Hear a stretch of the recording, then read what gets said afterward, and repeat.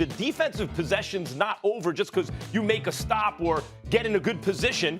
If they're getting the rebound, it's no good. You have to also get that. They're going to have to bring someone in, and they're going to have to develop a defensive identity. Because from what I saw yesterday, if someone said, what's the biggest problem on this team right now, it's the defense. Well, listen, I can understand where you're coming from, but I think you missed the biggest point as to why you pointed out the defense.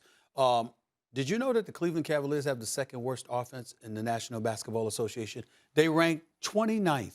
Out of 30 teams, second worst. They ranked 29th out of 30 teams in the NBA offensively and dropped 147 on the Brooklyn Nets without Darius Garland, without Kevin Love. So I just wanted to throw that out. But that still ain't the biggest takeaway from yesterday's game. I got news for you, Max. How about not getting the ball to Kevin Durant when it counted most? How about Kyrie Irving taking 28 shots, 3 more shots than Kevin Durant? How about Kyrie Irving shooting twice as many shots as James Harden? When did we think we'd ever see that? Kyrie, well, it's not about who shoots more, but when you shoot 28 shots and James Harden shoots 14, nobody expected that.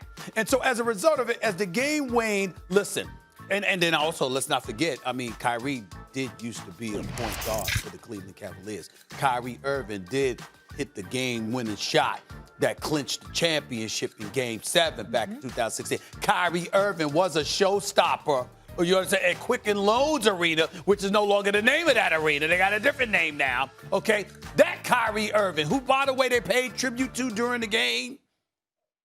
But the other point guard there now, Sexton, finished with 42.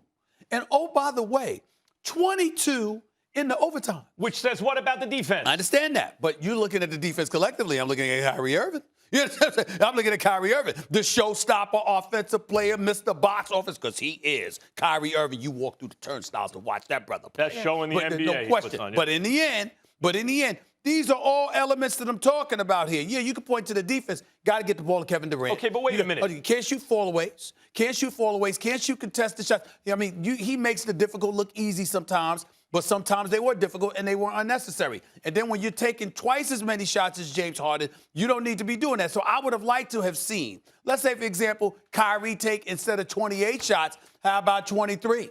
And Harden has about 19, and KD has his 25. Oh. That's what I would have liked. You know what I liked about what Kyrie did, though, is everyone's looking for that. Is Kyrie going to dominate the ball? Is he going to be able to share? Instead of letting that dictate to him and change his game, he just did his thing. It's his first game back. They'll figure that out. I'm not too worried about it. By the way, they'll figure that out? That's not what you said for years. I'm not talking about on the court that I'm worried. I'm talking about on the court. I'm talking about on the court.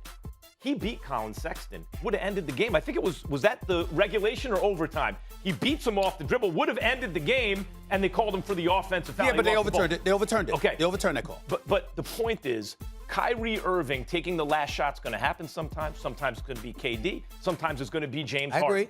That's all good. Even talk about the defense. Even let's talk about Sexton, right? He was taking some bad shots late in regulation and early in the overtime. They had 2 guys on him, hands in his face. He was still, because he's not bothered by defender's hand in his face. He's a baller. What happened? That's because they were leaving Jetty Osman, right? They were just leaving him on defense. Eventually, Bickerstaff notices it. Osman, I think he cut to the basket, gave him the ball, and they realized, okay, we can't leave Osman. We have to have, so now it's one guy. He had 25. Early on, he was hot, but late in regulation and early in overtime, they would just leave him defensively.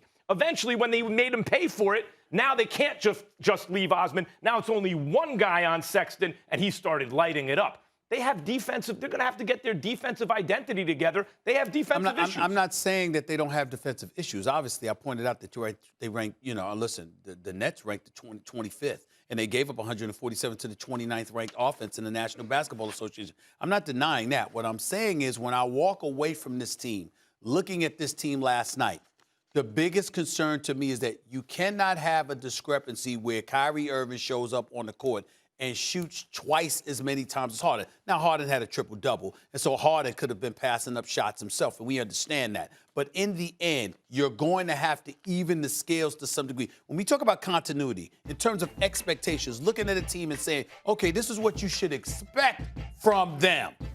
I'm saying KD shooting about 25 times.